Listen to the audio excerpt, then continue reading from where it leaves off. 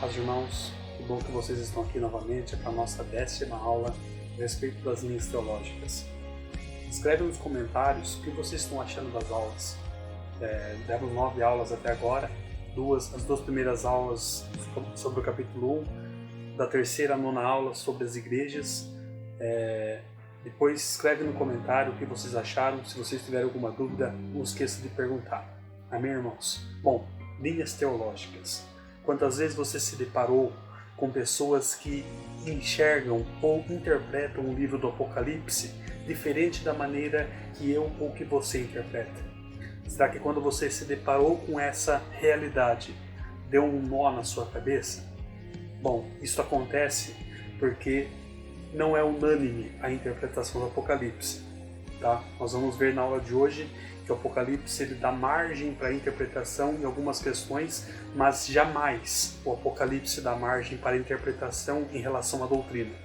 A doutrina do Apocalipse ela é clara, seja para qual linha teológica existir. Amém? Bom, se você quer conhecer um pouco mais, se essas dúvidas quando você conversa com outras pessoas que falam de uma forma diferente algumas passagens do Apocalipse de você, então não perca esta aula, que é essa aula que você está precisando ouvir para que essas dúvidas sejam sanadas e para que o estudo a partir de agora do Apocalipse fique muito mais claro. Amém? Deus abençoe. Boa aula para vocês. Paz, irmãos, tudo bem? Vamos começar a nossa 10ª aula. Uma aula que nós vamos iniciar a partir de agora os estudos a partir do capítulo 4 de Apocalipse, tá? E na aula de hoje é muito importante para nós conseguirmos entender com propriedade o livro a partir daqui. No capítulo 4 nós vamos nos deparar com algumas questões em que para nós tem que ficar muito clara essa questão de linha teológica. É por isso que essa 10ª aula tem esse tema, para que nós possamos absorver esse conhecimento, essas informações, e quando nós lemos o capítulo 4, entrarmos no capítulo 4, 5 e assim por diante, ficar claro em nossa mente a linha para que nós venhamos a entender os conceitos que o Apocalipse vai colocar para nós a partir de agora. Tá bom? Vamos iniciar então com uma oração. Senhor, nós te agradecemos, ó Deus, por esta aula, por este momento. Te agradecemos, ó Pai, porque o Senhor tem nos instruído em toda a verdade. Pai, eu coloco esta aula diante da Tua presença. Esclarece as nossas dúvidas, ó Deus. Eu sei que tem algumas coisas que são complicadas de se entender, mas quando nós colocamos algo na Tua presença, ó Deus, eu sei que o Senhor esclarece para nós. Por isso, Espírito Santo, esteja conosco, porque não existe uma aula, um conhecimento, ó Deus, algo que nós possamos aprender se a Tua presença não estiver ali. Por isso, esteja conosco, ó Deus, nos instruindo e tirando de nós toda e qualquer dúvida. Se tem alguma coisa, ó Deus, querendo impedir, atrapalhar a Tua igreja de absorver esse conhecimento, que saia deste lugar em nome do Senhor Jesus. Esta aula eu consagro diante do Senhor. Faça conforme a Tua vontade, Espírito Santo. Instrua-nos conforme a Tua vontade. Eu te agradeço em nome do Senhor Jesus. Amém. Amém, irmãos? Então, esta aula, eu coloquei esse tema definindo as linhas teológicas do Apocalipse. Qual linha eu devo escolher? Tá? Esta aula é importante pelo seguinte, porque nós vamos ver aqui nesta aula, e é normal nos depararmos, quando nós começamos a conversar ou estudar o tema de escatologia, que é o estudo do fim dos tempos, dos últimos dias, pessoas que têm diferentes linhas interpretativas do Apocalipse. Isso acontece porque o Apocalipse ele não é claro em algumas questões. Então essa margem para interpretação ela existe dentro do Apocalipse e é normal que isso aconteça. Tá? Como essas margens existem, então nós devemos escolher uma linha de raciocínio, uma linha para nós seguirmos um estudo. Tá? Nós não podemos escolher várias linhas, porque uma conflite com a outra. Tá? Mas eu quero deixar já claro nessa introdução que nenhuma das linhas teológicas elas ferem a doutrina. Tá? Todas elas são legítimas de ser escolhidas, todas elas são legítimas de ser estudadas. Tá? Elas não ferem a doutrina do Apocalipse, mas as interpretações em questões de teologia, em questões de linhas interpretativas, elas existem. E é isso que nós vamos ver na aula de hoje. Amém?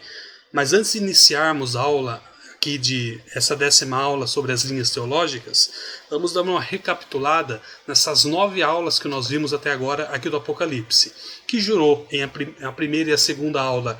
Nós demos aquela introdução do capítulo 1 de Apocalipse, que eu coloquei aquele tema, né? Um livro muito especial. Eu dividi em 2 partes esse estudo, que foi aquele estudo do capítulo 1 de Apocalipse.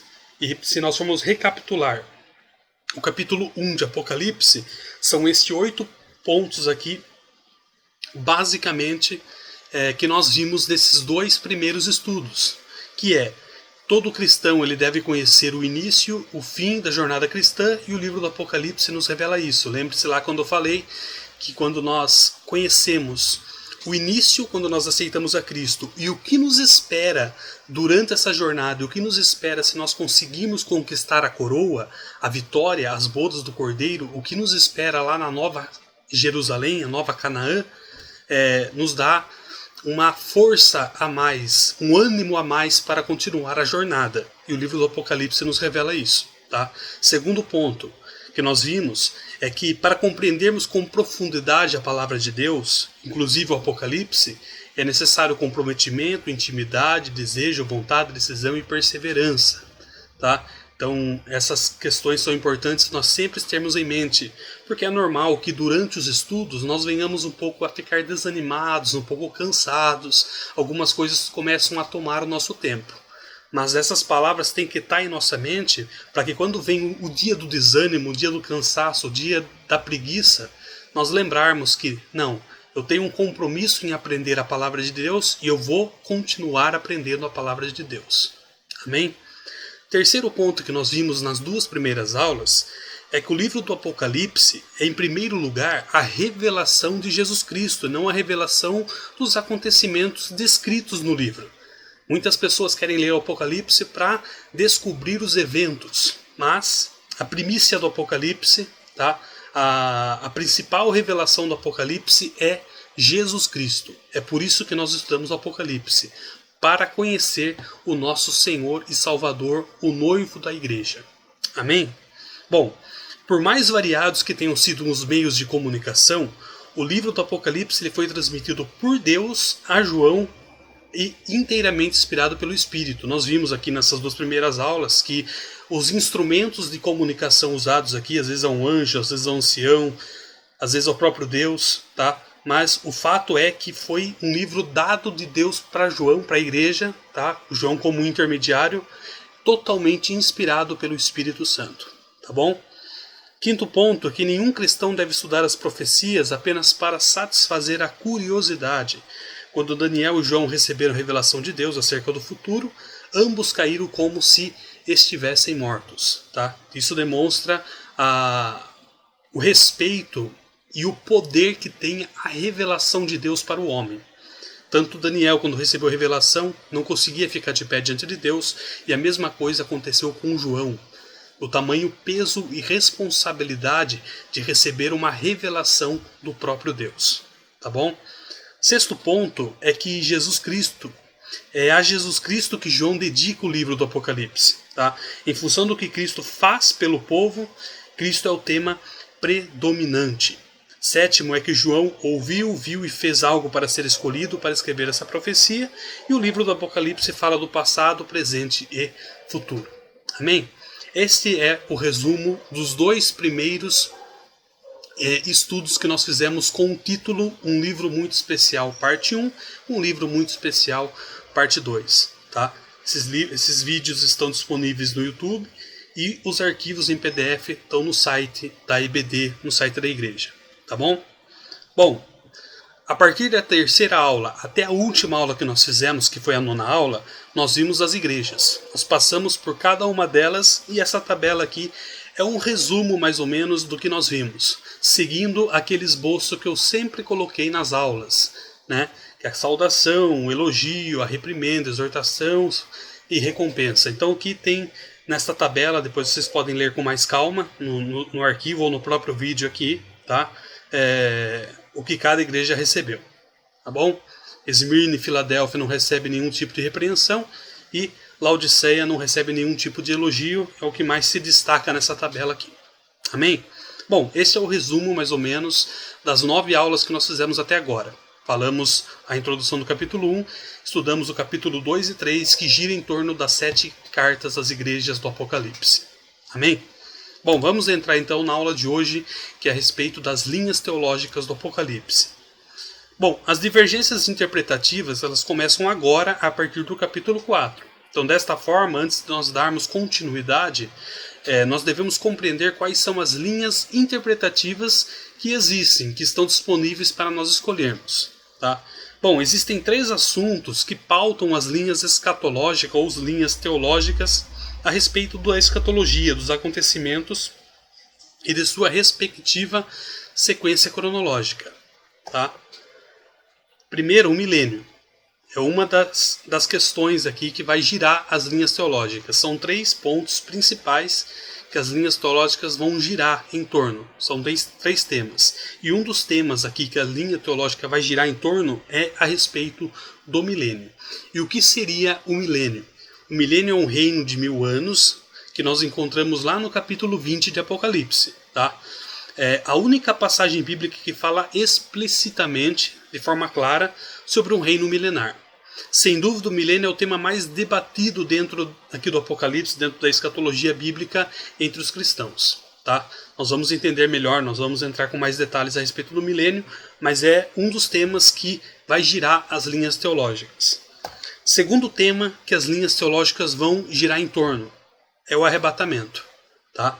O arrebatamento é um evento do fim dos tempos, né, um evento escatológico, quando Jesus Cristo voltará para a sua igreja e os fiéis ainda vivos seremos arrebatados juntamente com ele nas nuvens, para um encontro com o Senhor nos ares, é o que nos revela 1 Tessalonicenses capítulo 4, versículo 16, versículo 17.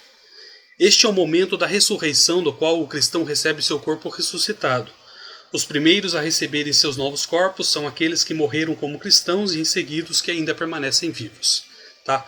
O arrebatamento é a primeira volta do Senhor. Nós vamos entrar com mais detalhes.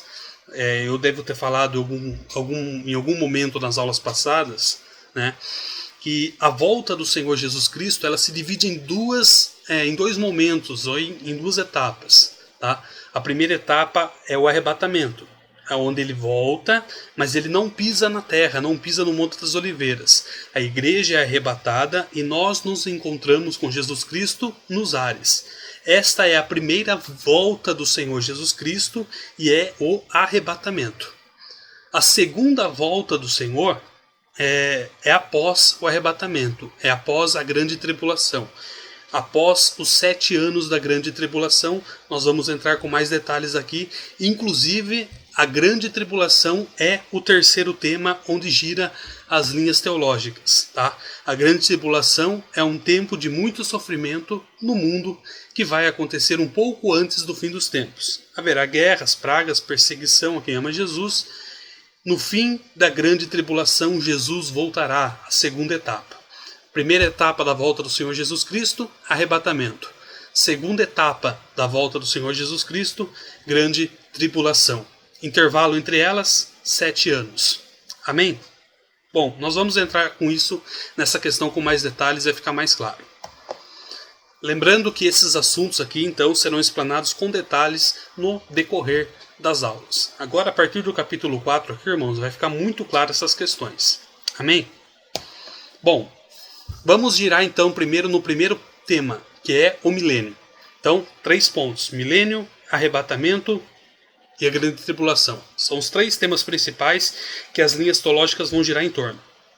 Então, dentro do milênio agora. Então, vamos entrar dentro do milênio. Dentro do milênio nós temos opções de escolha.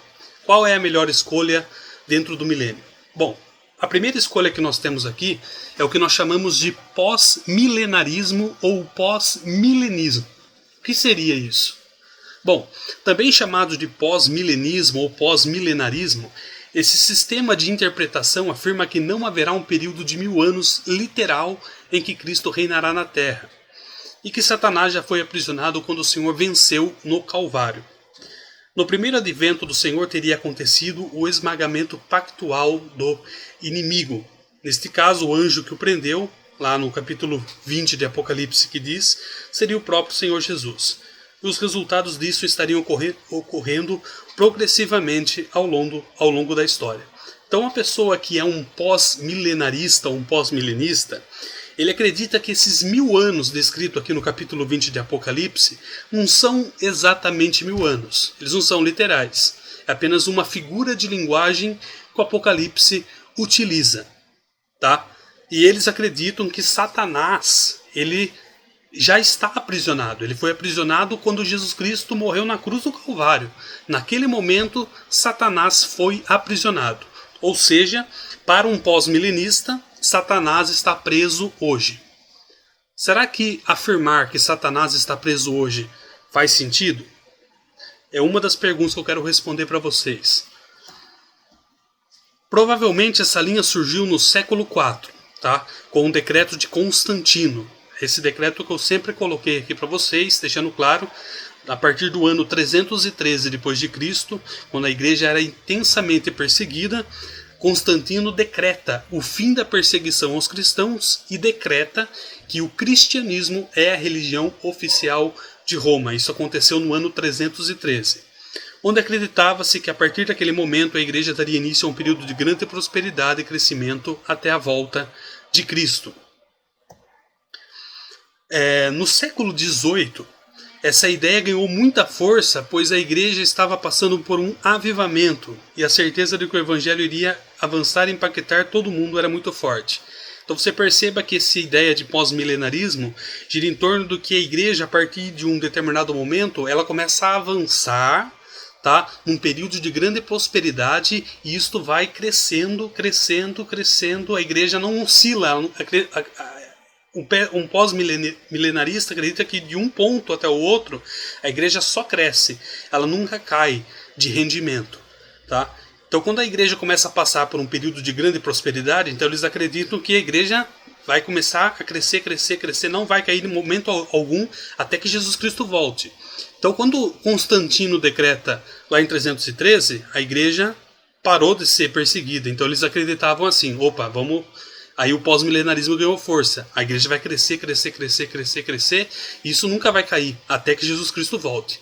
Mas a igreja passou por problemas de paganismo, passou por vários problemas de falsas doutrinas, que nós vimos aqui em vários momentos nas cartas das igrejas, que fez com que a igreja caísse de rendimento. Então essa linha pós-milenarista começou a perder força.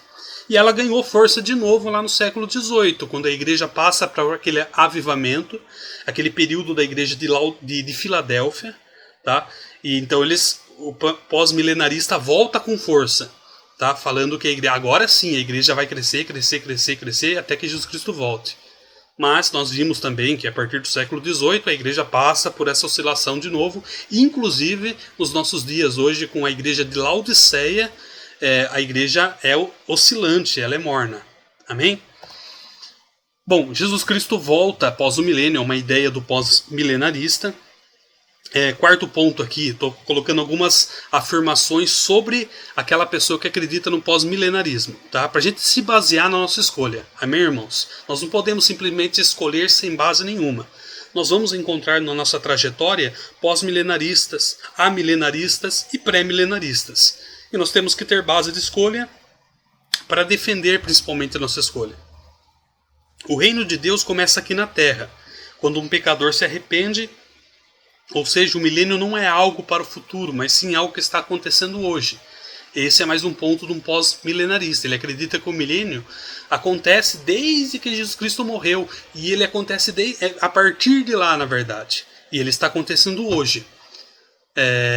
Não é um momento que vai acontecer quando Jesus Cristo voltar e implantar, como é o que eu acredito e que eu vou falar daqui a pouco. O pós-milenarista não acredita nisso, ele acredita que o milênio está acontecendo hoje, é por isso que ele não acredita em 1000 anos.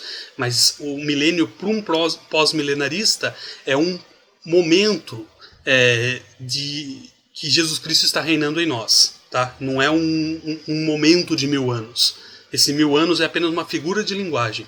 É isso que um pós-milenarista acredita. Então ele acredita que o milênio está acontecendo hoje. Ele está acontecendo desde que quando Jesus Cristo morreu na cruz do Calvário. E ele só vai terminar quando Jesus Cristo voltar. O Evangelho de Cristo ele vai alcançar todas as nações de forma gradual. Ou seja, ele sempre vai crescer. À medida que isso acontece, o mundo vai melhorando e aceitando a Cristo. Tá?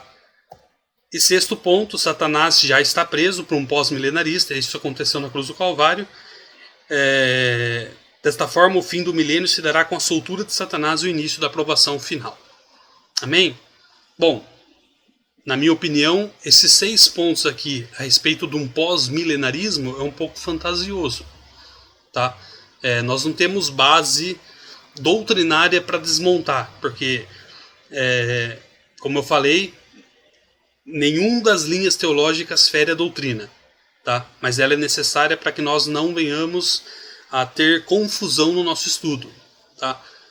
É muito complicado, irmãos, nós criamos um pós-milenarismo quando nós adotamos algumas questões aqui no Apocalipse, isso vai ficar claro nos nossos estudos. Mas é uma ideia um pouco... É uma ideia, digamos assim, um pouco otimista demais, digamos assim. Amém? E que nós vemos durante a história que isso não vem acontecendo. A igreja tem oscilado. Hoje ela oscila. Amém? Bom, então qual é o problema em adotar essa linha pós-milenarista? Primeiro problema, todas as vezes que o pós-milenismo ele era popular, vinha uma guerra e acabava com tudo. Tá? Isso acontece porque essa linha defende um crescimento de paz mundial. Então quando eles sempre defendiam o pós-milenismo, falando que a igreja vai crescer, crescer, crescer, crescer, crescer. Mas quando acontecia alguma divergência e a igreja caía, quando o mundo era impactado e a paz não passava de uma ilusão, esta ideia pós-milenista era desmontada. Tá bom? Segundo problema, o pós-milenismo não consegue explicar o sermão escatológico de Jesus, lá aquele sermão do princípio das dores, grande tribulação e volta de Jesus, tá? Um pós-milenista não consegue explicar esta questão escatológica, esse sermão escatológico. Amém? Terceiro problema é que é improvável que o anticristo tenha um domínio mundial se a igreja aqui ocupar essa posição antes dele. O anticristo será destruído com a vinda de Jesus. Então tem até aquela questão aqui no Apocalipse que fala que aquele que ainda tem que o anticristo não vai conseguir dominar o mundo porque ainda existe aqui aquele que o impede. E quem é que impede o anticristo de dominar o mundo? É a igreja. Então enquanto a igreja estiver aqui na terra, é improvável nós dizermos que o anticristo vai ter um domínio mundial. Amém? Quarto problema é que se Jesus Cristo vem e destrói o domínio do anticristo, como Jesus poderá voltar se for a igreja quem estiver dominando? Amém? Então, essa ideia pós-milenista falando que a igreja vai estar dominando quando Jesus Cristo voltar. Não vai ser o anticristo, mas a igreja. Mas se Jesus Cristo vem e destrói esse domínio do anticristo, como é que vai ser isso? Porque se a igreja estiver dominando, irmãos, quando Jesus Cristo voltar, então não faz sentido nós dizermos que Jesus Cristo vem e vai destruir o domínio do anticristo que foi dado a ele no Apocalipse. Então não bate essas questões. Amém?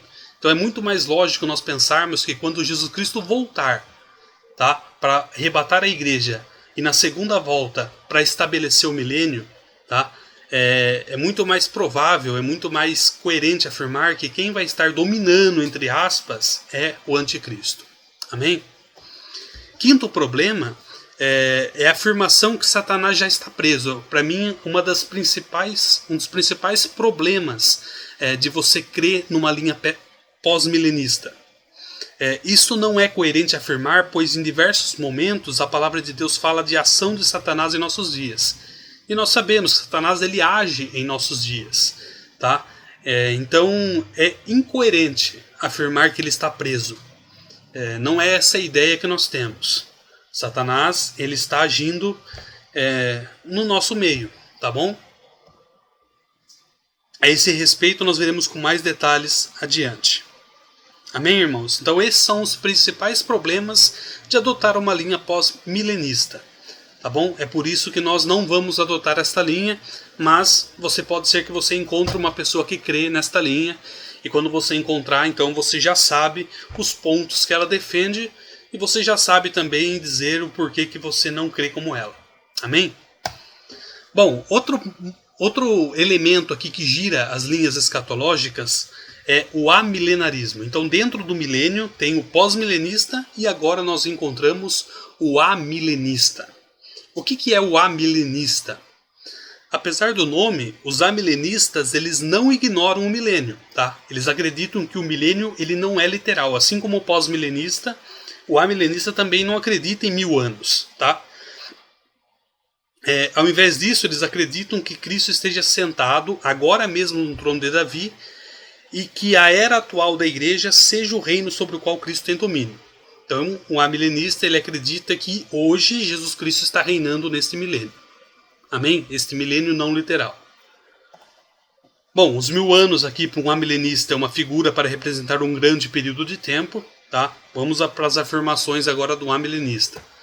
Segunda afirmação de um amilenista é que eles acreditam que este mesmo reino milenar é o reino que Cristo assumiu após a ressurreição, quando Deus lhe dá o nome que está acima de todo nome. Então nós sabemos hoje que Jesus Cristo ele está assentado à destra do Pai, e que neste momento, quando Jesus Cristo se assenta à destra do Pai, eles acreditam que este período também, desde que esse momento acontece, é o milênio.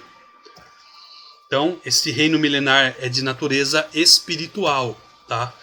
Este reino milenar se encerrará com a volta de Jesus, e eles acreditam que Satanás foi preso com a vitória de Cristo. Tá? Esta prisão é a limitação de Satanás na terra, a limitação que não existia antes da ressurreição de Cristo. Então você pode ver que é uma linha muito parecida com o pós-milenista. E eles afirmam que essa prisão significa que o maligno perdeu sua autoridade de manter as pessoas longe de Deus. Ele foi preso por aquilo que Jesus Cristo realizou. Ou seja, Satanás perdeu seu poder de acusar os crentes nos céus e impedir que o evangelho avance. Então veja que é uma linha muito parecida com o pós-milenista. Tá? Acreditando que Satanás também foi preso desde do Calvário, tá? E que a ação dele foi limitada. Amém? Bom, quais são os problemas então desta linha, irmãos? Primeiro problema, não há dúvida de que Cristo agora reina, tá? Pois ele é Deus. Amém? No entanto, isso não significa que ele esteja exercendo o que nós chamamos de reino milenar. Em nenhum momento a Bíblia dá esta margem para nós crermos nesta linha. Porque a Bíblia nunca falou que o milênio é o reino de Cristo que está acontecendo hoje nos céus.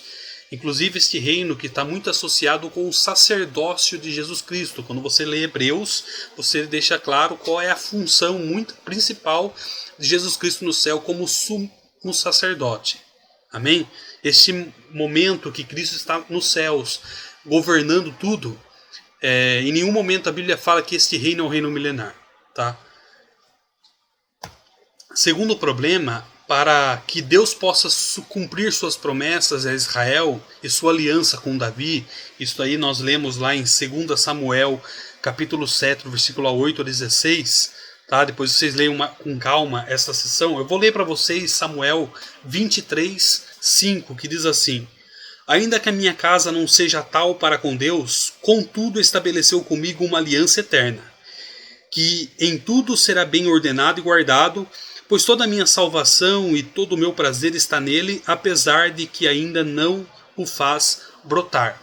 E o salmista, no capítulo 89, versículo 3 e 4, diz assim: Fiz uma aliança com o meu escolhido, e jurei ao meu servo Davi, dizendo: A tua semente estabelecerei para sempre, e edificarei o teu trono de geração em geração.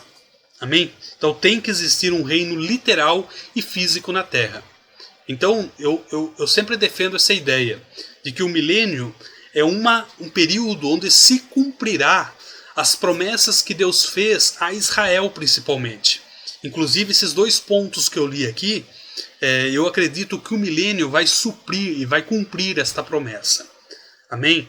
Numa linha milenista, não dá para você encaixar o milênio nestas promessas. Amém? Porque eles acreditam num reino espiritual, tá? Não num reino literal na terra, para que se cumpra a promessa e a aliança que Deus fez com Davi. Tá?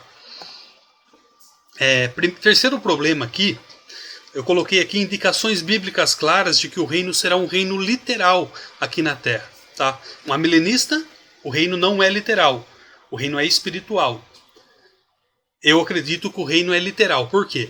Os pés de Cristo, eles tocam no Monte das Oliveiras antes do seu reino ser estabelecido. Se nós lermos Zacarias 14, de 4 a 9, é esta a ideia que dá. Tá? Eu vou ler para vocês, para ficar clara essa questão. Zacarias, capítulo 14, de 4 a 9, diz assim: E naquele dia estarão os seus pés sobre o Monte das Oliveiras, que está de fronte de Jerusalém para o Oriente. E o Monte das Oliveiras será fendido pelo meio, para o Oriente e para o Ocidente, e haverá um vale muito grande. E metade do monte se apartará para o norte, e a outra metade dele para o sul. E fugireis pelo vale dos meus montes, pois o vale dos montes chegará até Azeu. E fugireis assim como fugistes de diante do terremoto nos dias de Uzias, rei de Judá. Então virá o Senhor meu Deus e todos os santos contigo. E acontecerá naquele dia que não haverá preciosa luz nem espessa escuridão, mas será um dia conhecido do Senhor, nem dia nem noite será, mas acontecerá que ao cair da tarde haverá luz. Naquele dia também acontecerá que sairão de Jerusalém águas vivas, metade delas para o mar oriental e metade delas para o mar ocidental. No verão e no inverno sucederá isso. E o Senhor será o rei sobre toda a terra. Naquele dia, um será o Senhor e um será o seu nome. Amém? Não está claro, irmãos, aqui em Zacarias, que esse reino é literal? Naquele dia, então o profeta aqui está profetizando o que nós chamamos de milênio, o reino milenar. Tá? E um amilenista, ele nunca vai conseguir utilizar Zacarias 14 para defender o milênio. Mas nós vamos ver daqui a pouco, um pré-milenista, que é a linha que eu acredito, nós vamos argumentar aqui, consegue defender esse ponto. Amém? O pré-milenista consegue. O pós-milenista e o amilenista não conseguem encaixar Zacarias no milênio. Tá?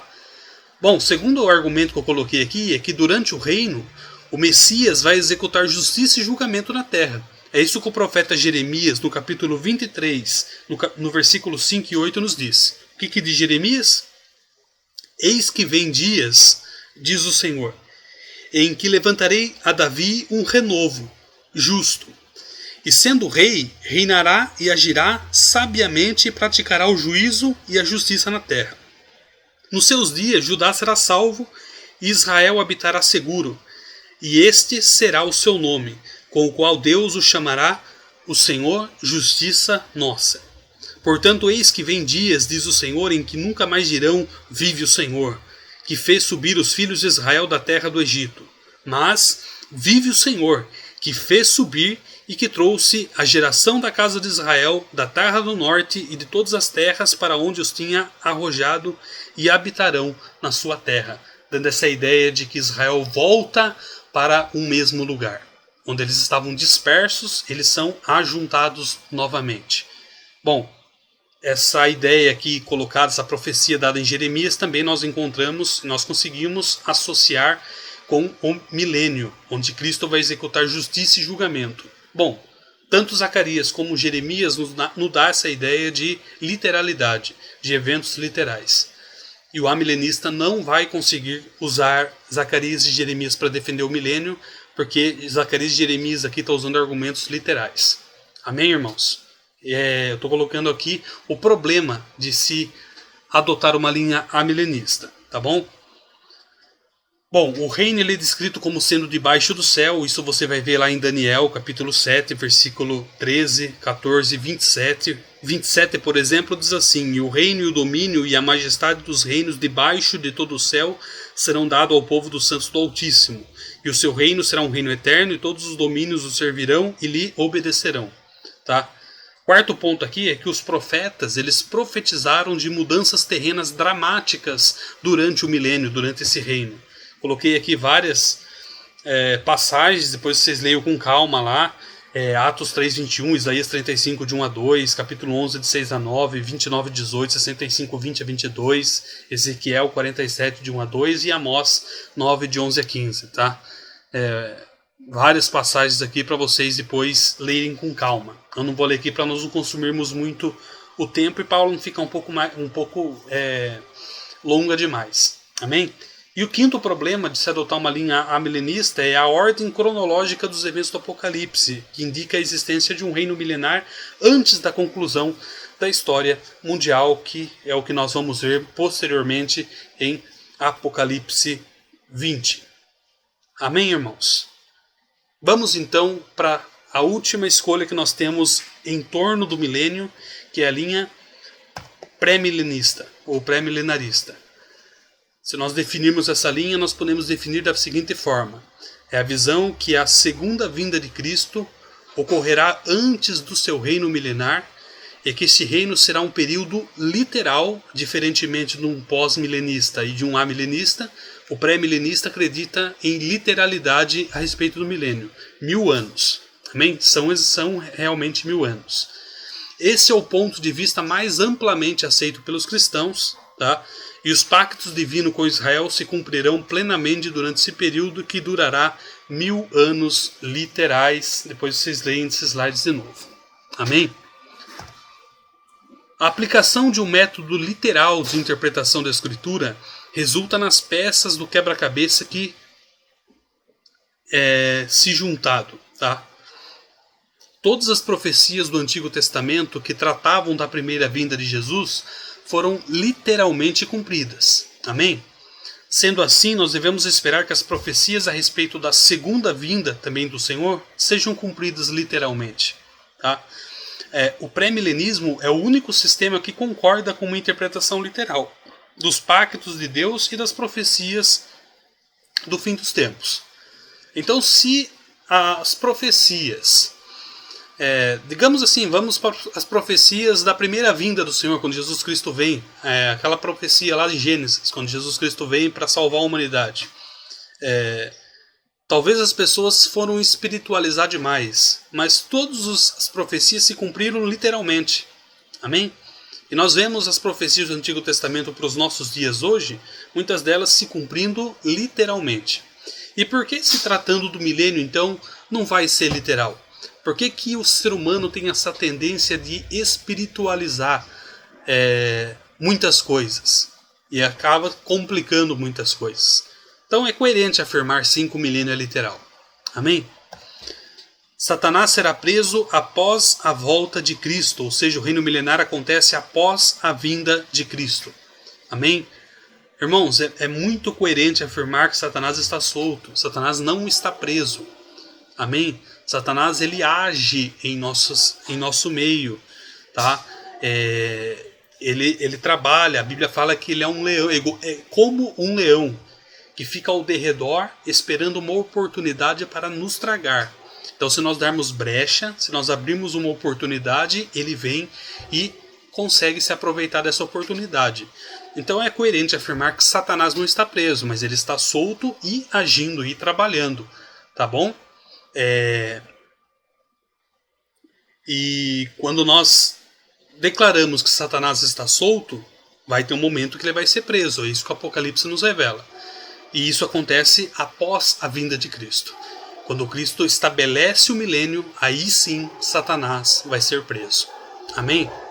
Então, se nós acreditamos que para o milênio acontecer, Satanás tem que estar preso, é por isso que o pós-milenista e o amilenista fala que Satanás já está preso. Porque para você falar que o milênio está acontecendo, não tem como Satanás estar solto. Porque uma das primícias do milênio é que nesse período milenar, Satanás está preso. Então, se você fala que Satanás está solto, então você não pode falar que o milênio está acontecendo. Para você falar que o milênio está acontecendo, você tem que falar que Satanás está preso. Amém? Então, para a pessoa que fala que o milênio está acontecendo hoje, ele tem que falar também que Satanás está preso hoje. Mas não é coerente afirmar que Satanás está preso hoje. Então, se Satanás está solto, o milênio ainda vai acontecer. Tá? Então, o milênio acontece quando Jesus Cristo vem na segunda volta, e neste momento, aí sim Satanás será preso. Tá claro essa questão, irmãos? Se tiver confusa, Vocês sabem, lá tem os comentários depois, escrevem lá que eu tiro a dúvida com mais detalhes. Amém? Bom, vamos lá. A questão das linhas, nós devemos lembrar que nenhuma dessas linhas ferem a doutrina da Bíblia, como eu falei no início da aula. São visões que devem ser adotadas para que aconteça um estudo escatológico e a formação de uma linha cronológica dos fatos. Amém? Dito isso, todas as linhas concordam com os pontos centrais da escatologia. Quais são os pontos centrais da escatologia?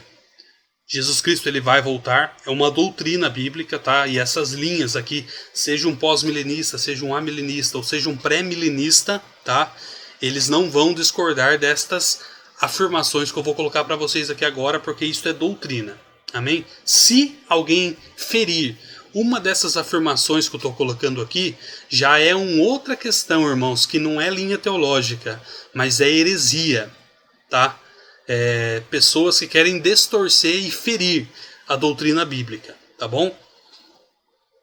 Jesus Cristo ele vai julgar vivos e mortos, é doutrina, tá? Haverá ressurreição dos mortos, é doutrina, tá? Satanás vai ser julgado e condenado, isso é doutrina. Haverá um período de paz e prosperidade, é doutrina. Então, nenhuma das linhas vai ferir essas questões. Todas elas concordam com isso, porque são fatos que a Bíblia, que o Apocalipse deixa claro. Amém? A divergência, então, das linhas teológicas é a ordem que as coisas vão acontecer. Então, basicamente, essa aula de hoje é importante, as linhas escatológicas são importantes ser estudadas para nós definirmos a cronologia dos fatos. Em que eu vou acreditar a ordem que as coisas vão acontecer. É simplesmente por isso. Amém? Não é para nós debatermos doutrina. É para nós debatermos ordem dos fatos. E eu adianto para vocês que você pode adotar a ordem que for. No final, irmãos, dá o mesmo resultado. Jesus Cristo ele vai voltar e vai arrebatar a sua igreja. Amém? Dizem as pessoas assim, alguns, né, que no dia que Jesus Cristo voltar e acontecer o arrebatamento, vai subir lá um pré-milenista, um amilenista e um pós-milenista. E um deles vai olhar para os outros dois e falar assim: eu não disse que eu tinha razão? Mas os três estão subindo para ser salvos, os três foram salvos. Amém? Porque não foi ferido a doutrina, ninguém feriu a palavra. É apenas eu preciso acreditar numa linha escatológica, numa linha de estudo, numa linha cronológica. Amém? Bom, tem alguns pontos que nós vamos ver aqui. Nós vimos até agora milênio. Amém? Então, dentro do milênio existe o pós-milenista que nós rejeitamos aqui, digamos assim. Existe o amilenista, que nós também não concordamos com as suas afirmações. E a linha pré-milenista, que para mim, e eu quero colocar nesta aula aqui, que é a mais coerente de nós seguirmos. Então, nas nossas aulas hoje, nós vamos seguir uma linha pré-milenista. E até o final dos nossos estudos, até o capítulo 22 de Apocalipse, nós vamos seguir uma linha pré-milenista. Amém? Então, diante de todos os argumentos aqui citados, e na concordância do fato que haverá um reino literal de 1000 anos, onde assim como na primeira vinda foi literal, na segunda será da mesma forma literal. Tá? Então a linha que nós vamos adotar é pré-milenista. Amém? Então, como foi dito, a linha pré-milenista acredita na volta do Senhor Jesus antes do milênio. Entretanto, há uma divergência em se tratando de quando a volta acontecerá em função da grande tribulação. Amém? Então, na maioria das linhas adotadas, é uma linha pré-milenista. Você vai encontrar pessoas que são pré-milenistas. Só que dentro do pré-milenismo, nós temos agora também mais uma opção de escolha, que gira em torno do ponto a grande tribulação. Tá bom? Então, dentro do pré-milenismo, nós temos essas três visões quando nós tratamos a grande tribulação. Existe o pré-milenista pré-tribulacionista, existe também o pré-milenista mesotribulacionista e existe também o pré-milenista pós-tribulacionista. Qual é dessas três opções a mais coerente também para nós adotarmos? Então, olhe que quantas opções, irmãos. você pode se deparar. Você pode se deparar com pessoas pós-milenarista, amilenarista, você pode encontrar pessoas pré-milenaristas, que é o nosso caso. E você pode encontrar pessoas que estão no nosso caso, mas que acreditam num pós-tribulacionismo, como é o caso dos adventistas, tá? Você vai encontrar pessoas que são mesotribulacionistas, e nós vamos entrar com detalhes em cada uma delas, e nós vamos encontrar pessoas pré-tribulacionistas. Ou seja, isso gira em torno do evento da grande tribulação, que são aqueles 7 anos após o arrebatamento. Ou não, se for uma linha... Vamos entender isso daí, irmãos? Porque essa questão de 7 anos aqui é o que vai girar em torno, tá? Porque esses 7 anos, a Bíblia declara, né? E nós vamos estudar com mais detalhes quando nós entrarmos um pouco mais para frente na grande tribulação, mas a Bíblia divide esses 7 anos em 3 anos e meio, e data um período de divisão aqui nessa grande tribulação. Então tem 3 anos e meio e depois mais 3 anos e meio. E é por isso que existe a visão pré-tribulacionista, mesotribulacionista e pós-tribulacionista. Vamos entender, irmãos. Mais uma vez, uma linha deve ser adotada aqui para que seja possível montar uma cronologia dos fatos. Entretanto, dentre as visões tribulacionistas, tem aquela que faz mais sentido. Qual é? Vamos ver? Bom, existe a visão pós-tribulacionista. Uma visão aqui que você vai encontrar muito quando você conversar com pessoas adventistas. Elas vão falar para vocês que elas acreditam numa visão pós-tribulacionista. Ou seja, o arrebatamento, o evento do arrebatamento da igreja acontece após os 7 anos da grande tribulação. Então, os 7 anos da grande tribulação acontece. Quando terminar este período, a igreja é arrebatada. Será que faz sentido, irmãos, esta cronologia? Esta visão defende que a igreja passará pela grande tribulação, sendo arrebatada somente no final deste evento da grande tribulação, tá? Para encontrar-se com o Senhor nos ares, regressando imediatamente com ele para o reino milenar. Quem adota essa corrente desconsidera, tá, algumas questões aqui. Primeira desconsideração que a pessoa pós-tribulacionista faz é que eles desconsideram as dispensações, visto que somente assim se pode colocar a igreja nesse tempo, ou seja, no tempo que a Bíblia chama de tempo de angústias para Jacó. A Bíblia nunca falou do termo grande tribulação, mas ela sempre se refere a esse tempo de 7 anos aqui como em outros termos, e um dos termos é tempo de angústias para Jacó. Jeremias capítulo 30, versículo 7 diz assim: porque aquele dia é tão grande que não houve outro semelhante, e é tempo de angústias para Jacó, ele porém será salvo dela. O que o profeta Jeremias estava declarando aqui? Este período de 7 anos. Amém?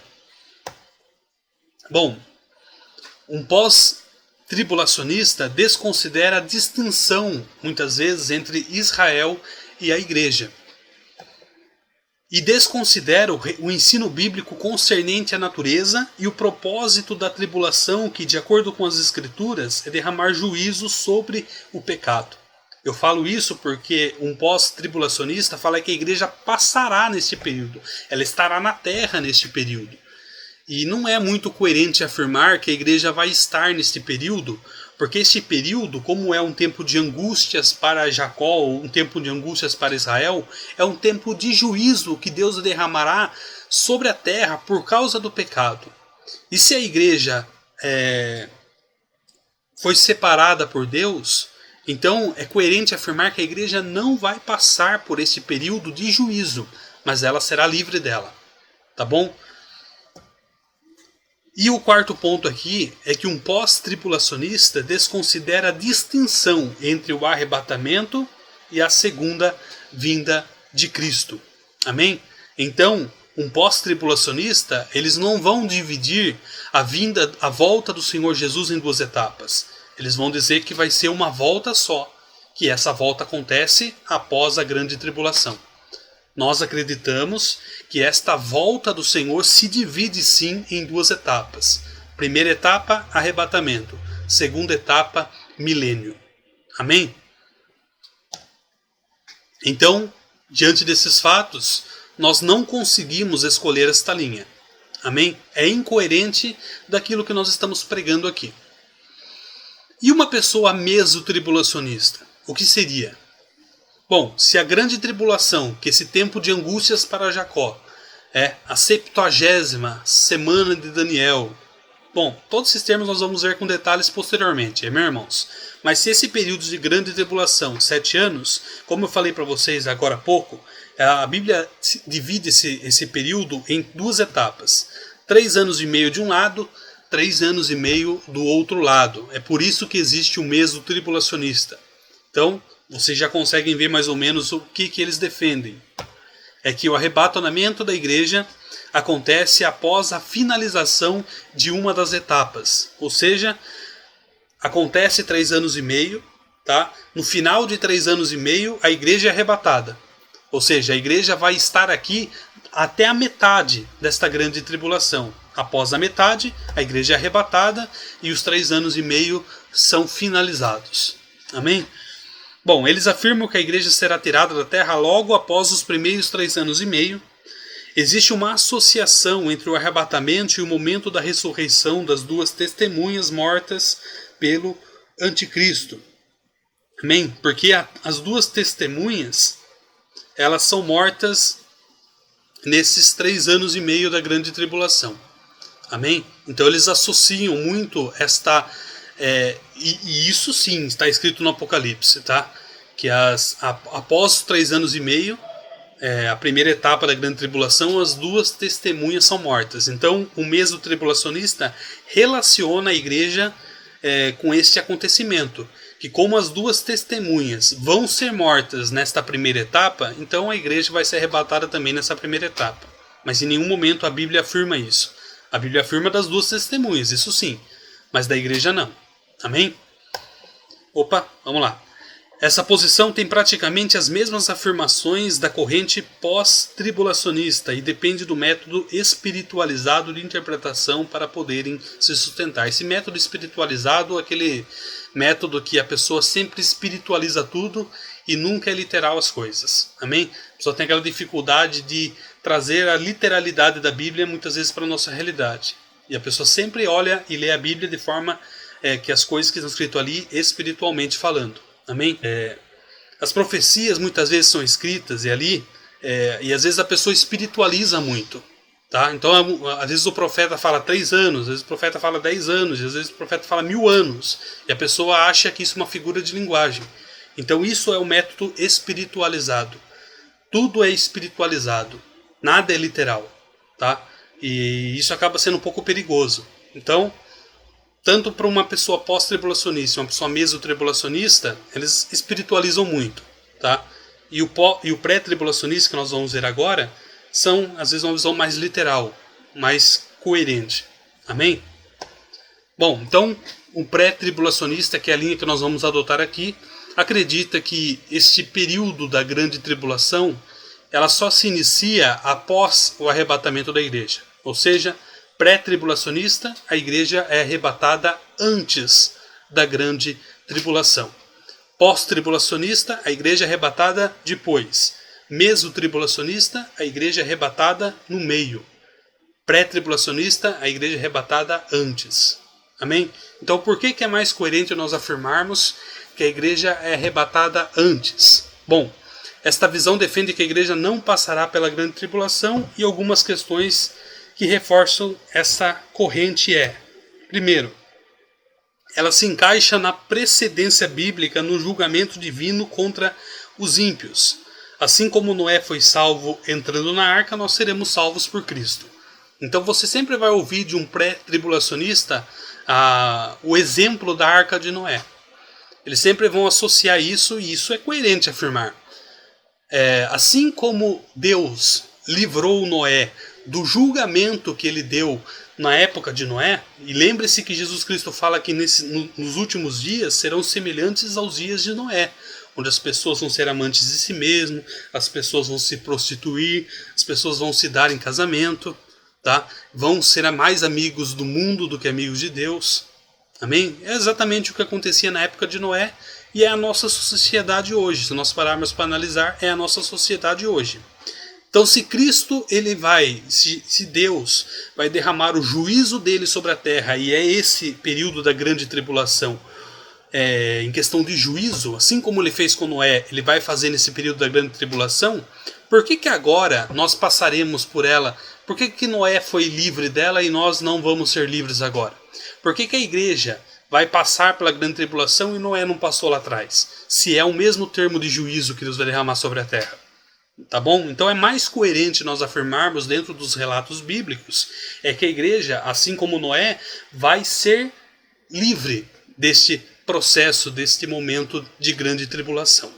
Por isso que nós acreditamos que a igreja é arrebatada antes de acontecer isso, assim como Noé foi resgatado antes do dilúvio. Amém? Segundo ponto aqui é que Deus livrou Ló e sua família do juízo sobre Sodoma. Então é coerente pensar que Deus fará a mesma coisa com a igreja. Lembra lá da história de Ló? Ló, sua mulher e suas filhas estavam lá em Sodoma.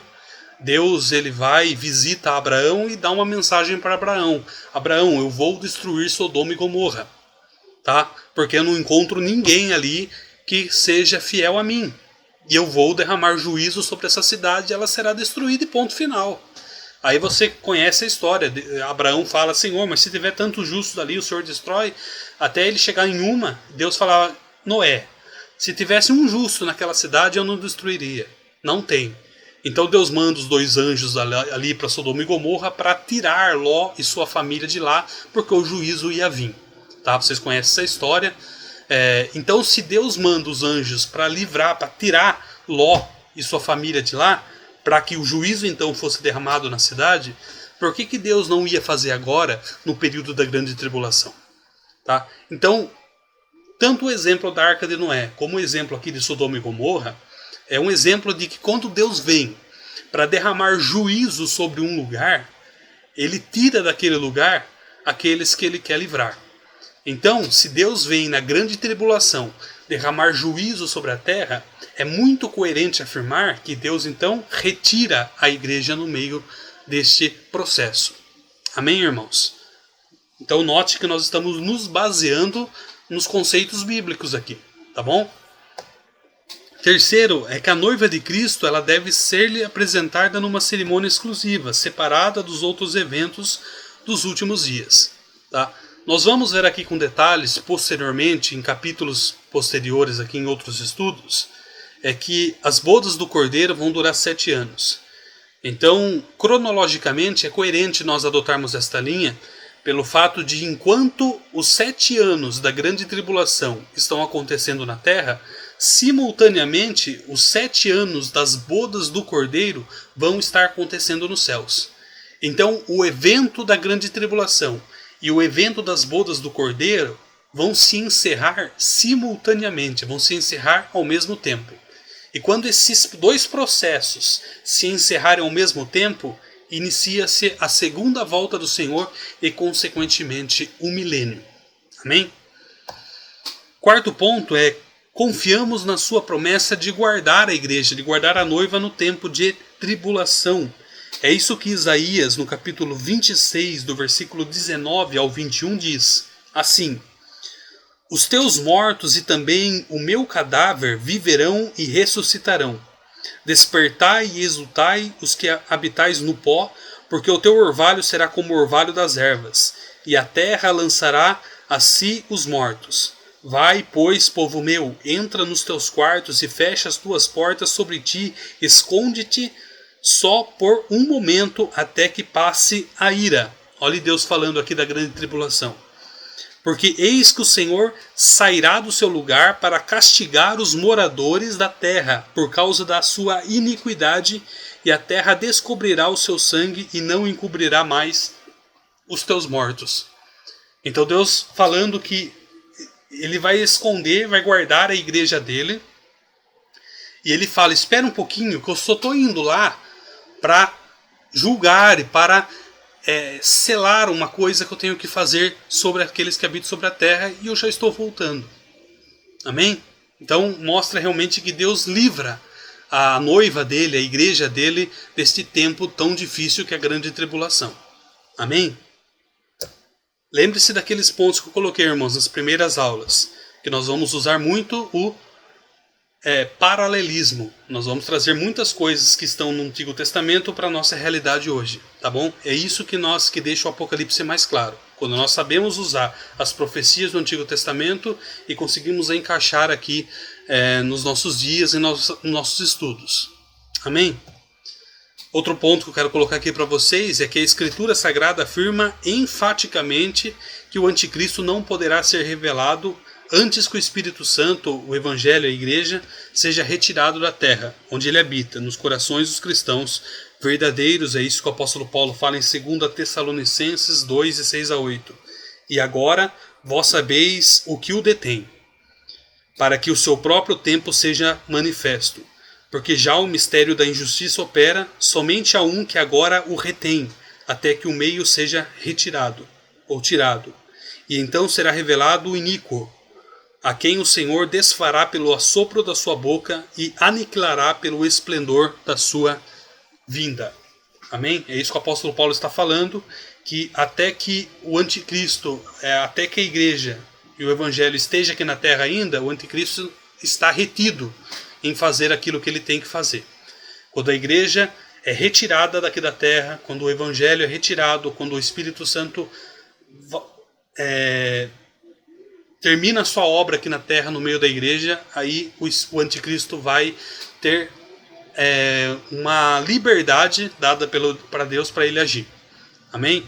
Então é coerente afirmar que se o anticristo vai dominar este período da grande tribulação, então é lógico que a igreja não pode estar aqui impedindo com que isso aconteça, tá? Então, se você vê que um pós-milenista fala que a igreja vai estar aqui nesse período, então aquele que retém o anticristo vai estar aqui. Como é que o anticristo vai conseguir dominar nesse período de grande tribulação? Então, se o anticristo vai dominar nesses 7 anos, é lógico que a igreja tem que estar aqui para que isso não retenha a ação do anticristo. Tá claro os pontos, irmãos? Por que o pré-tribulacionismo é mais coerente nós afirmarmos? Amém? E tá claro aquela questão da visão espiritualizada?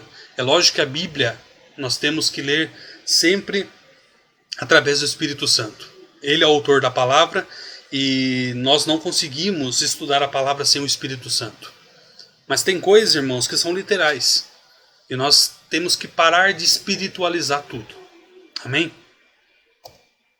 Bom, então, para nós concluirmos a aula, diante de tudo que nós vimos, os argumentos que nós colocamos, nós temos uma visão e uma linha escatológica definida.